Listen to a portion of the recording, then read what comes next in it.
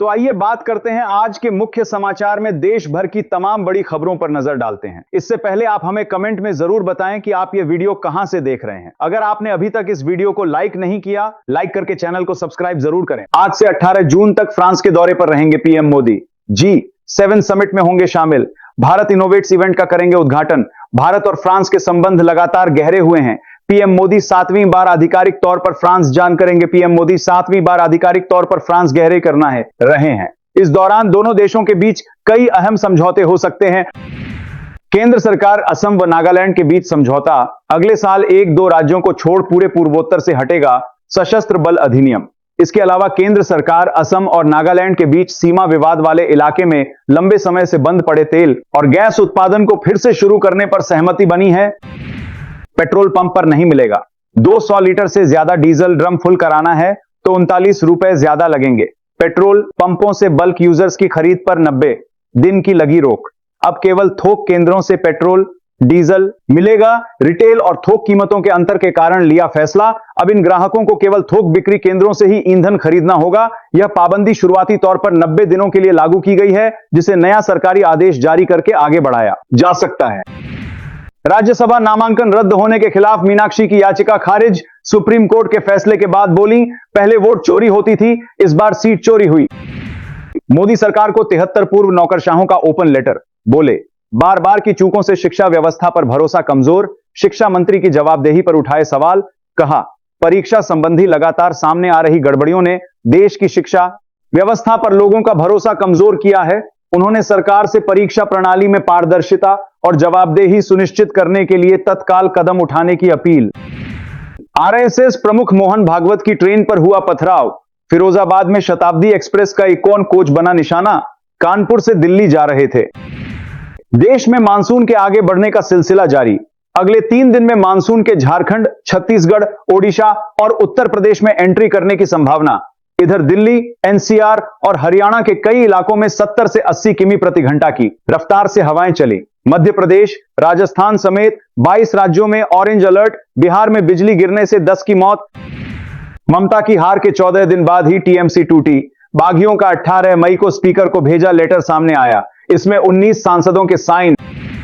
Cockroach जनता party chief team India की T-shirt पहनकर लखनऊ पहुंचे।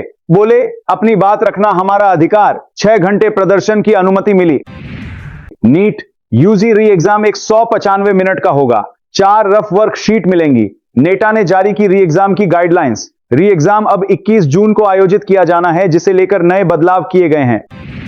5,000 करोड़ की स्कीम, लेकिन नलों में गंदा पानी। अमृत 2.0 योजना की लागत 1,800 करोड़ बढ़ी। मध्य प्रदेश के 4 बड़े शहरों इंदौर, भोपाल, जबलपुर और ग्वालियर में पानी और सीवरेज के 8 बड़े प्रोजेक्ट्स प्रशासनिक लापरवाही और लेटलतीफी का हुई शिकार। नीति आयोग की बैठक में पंजाब ने विशेष पैकेज मांगा। सीएम भगवंत मान बोले, राज्य को मिले स्पेशल स्टेटस। सीमावर्ती स्टेट के लिए 90-10 फंडिंग। यूरोप भारत में हमला करने वालों को हथियार बेचता है। रूसी तेल खरीदने पर ज्ञान देने वालों को विदेश मंत्री जयशंकर ने दिया करारा जवाब। कहा, अमेरिका ने 2022 में भारत को रूसी कच्चे तेल की खरीद के लिए प्रोत्साहित किया था, ताकि मॉस्को पर प्रतिबंध लगने के बाद वैश्विक तेल बाजारों को स्थिर करने में मदद मिल सके। यूपी चुनाव पर पल्लवी पटेल की बड़ी भविष्यवाणी। कहा, अन्य राज्यों में चुनाव जीतने की बीजेपी की जो भी नीति और प्रणाली रही हो, लेकिन उत्तर प्रदेश में 2022 में बीजेपी को बड़ी विफलता देखने को मिली। बीजेपी कोई भी ढोल बजा ले, लेकिन उन्हें उत्तर प्रदेश में कोई लाभ नहीं मिलेगा। यहां एक बड़ा बदलाव आएगा। ममता बनर्जी का जिक्र कर कांग्रेस सांसद तारिक अनवर बोले, जब इंदिरा गांधी चुनाव हारी थी तो बड़े बड़े नेता उनके खिलाफ बाहर निकल आए थे। बड़े नेताओं ने उनका साथ छोड़ दिया था, लेकिन फिर उन्होंने पार्टी को खड़ा किया। भारतीय सेना को मिले 106 कामिकाजे ड्रोन। 180 किमी की रेंज, 450 किमी प्रति घंटा की रफ्तार। न जैमिंग का असर, न टारगेट से भटकेंगे। कंपनी ने कहा, 100 ऑपरेशनल और 6 ट्रेनिंग ड्रोन सेना को सौंप दिए हैं। यह डिलीवरी भारत की स्वदेशी रक्षा निर्माण क्षमता और अनमैन्ड वॉरफेयर में उपलब्धि मानी जा रही है। इन्हें बेलारूसी फर्म केबी इंडेला की मदद से तैयार किया गया है। रूसी तेल पर विदेश मंत्री एस जयशंकर की अमेरिका को खरी बोले, वर्ष 2022 में यूक्रेन युद्ध शुरू होने के बाद अमेरिका ने खुद भारत से रूसी तेल खरीदने का आग्रह किया था, ताकि वैश्विक तेल बाजार को स्थिर रखा जा सके और S-22 की लाफ कीमतों में भारी उछाल न आए। काकोली घोष की चिट्ठी से बंगाल की सियासत में आया भूचाल। टीएमसी नेता इमरान पर लगाए गंभीर आरोप। बोली टीएमसी नेता इमरान के लिंक बांग्लादेशी कट्टरपंथी संगठनों से हैं। काकोली ने सीएम शुभेंदु और विदेश मंत्रालय से जांच की मांग। शरद पवार पहल करें, कांग्रेस में विलय करें समान विचारधारा वाले दल। विपक्षी एकता पर संजय राउत का बड़ा दांव। बोले कांग्रेस से अलग होकर बने दलों को अब एक साथ आ जाना चाहिए। साथ ही कहा देश में बीजेपी और प्रधानमंत्री नरेंद्र मोदी के खिलाफ एक मजबूत विकल्प खड़ा करने के लिए अखंड कांग्रेस का होना बेहद जरूरी है। कर्नाटक राज्यसभा चुनाव में कांग्रेस ने मारी बाजी। मल्लिकार्जुन खड़गे समेत 3 उम्मीदवार निर्विरोध जीते।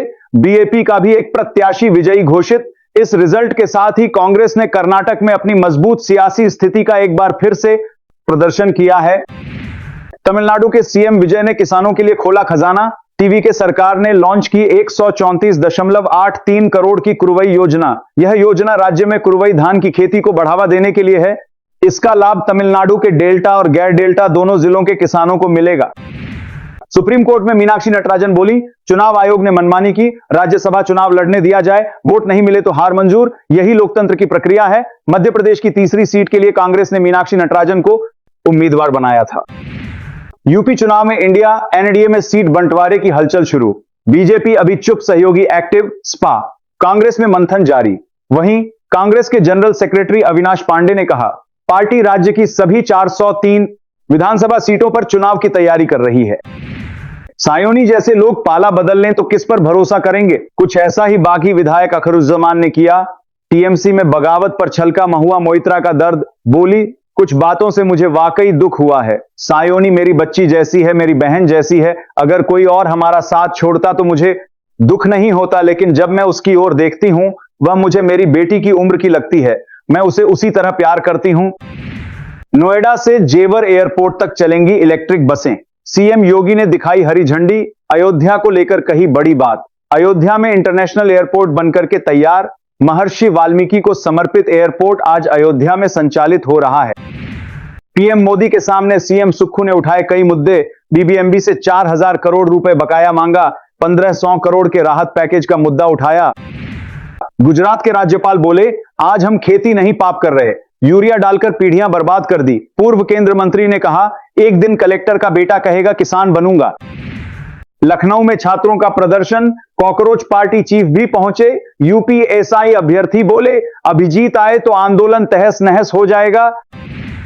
राजस्थान में अब बर्थ सर्टिफिकेट में नहीं जुड़ेंगे नाम। 2011 से पहले जन्मे बच्चों के नाम जोड़ने की प्रक्रिया रोकी। छूट की अवधि खत्म। पीएम मोदी की अध्यक्षता में नीति आयोग की बैठक शुरू। बोले केंद्र राज्य के प्रयास से विकसित भारत का लक्ष्य करेंगे साकार। वहीं कर्नाटक सीएम शिव कुमार, तमिलनाडु सीएम विजय पहली बार इसका हिस्सा बने। इथेनॉल वाले पेट्रोल पर एक्साइज ड्यूटी 0 हुई। 22% से 30% मिलाने पर टैक्स नहीं लगेगा। सरकार की कच्चा तेल इंपोर्ट घटाने की तैयारी। इस टैक्स छूट के दायरे में पेट्रोल के 4 नए वेरिएंट्स E22, E25, E27 और E30 शामिल होंगे। यह पहली बार है जब सरकार ने E20 से ऊपर के ब्लेंड्स के लिए इतने बड़े फाइनेंशियल सपोर्ट यानी फिस्कल इंसेंटिव देने की घोषणा की है।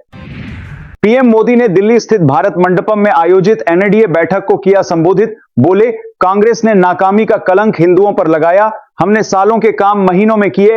वो दिन दूर नहीं जब हम मेड इन इंडिया प्लेन भी बनाएंगे। वहीं इस दौरान बंगाल सीएम शुभेंदु अधिकारी ने पीएम को झालमुड़ी खिलाई।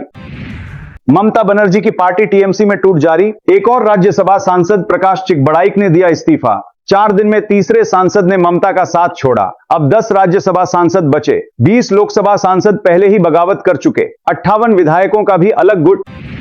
सुप्रीम कोर्ट बोला महिलाओं को होम मेकर नहीं नेशन बिल्डर कहें। वे परिवार की नींव मजबूत करती हैं। उनके काम की कीमत हर महीने 30,000 रुपए जितनी, इसलिए मुआवजा तय करते समय उनके योगदान को केवल सांकेतिक या कम करके नहीं आंका जा सकता।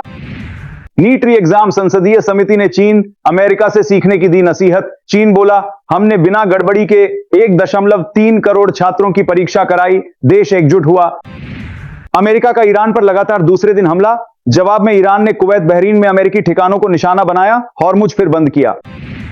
गुजरात के जामनगर में बनेगा भारत का पहला एआई डेटा सेंटर, जिसकी शुरुआती क्षमता 168 मेगावाट होगी। रिलायंस इंडस्ट्रीज इस विशाल बुनियादी ढांचे का निर्माण और विकास करेगी, जबकि मेटा इस सुविधा का उपयोग अपने एआई इंफ्रास्ट्रक्चर को बढ़ावा देने के लिए करेगा। यह खबर पूरी तरह गलत। मैं दिल्ली गई ही नहीं। टीएमसी की बागी सांसदों की लिस्ट में अपना नाम देखकर भड़की प्रतिमा मंडल बोली, मैं यही कोलकाता में हूं। मेरी एस्टिमेट्स कमेटी की मीटिंग थी। मैं शाम 4:20 की फ्लाइट से कोलकाता वापस आ गई थी। इसके साथ ही उन्होंने कहा, जो लोग ये गलत खबर फैला रहे हैं उनसे मैं पूछती हूं कि वे सभी के साइन वाला वह लेटर क्यों जारी नहीं करते, वे वह डॉक्यूमेंट क्यों नहीं दिखाते ताकि लोग देख सकें कि उस पर मेरा नाम है या नहीं।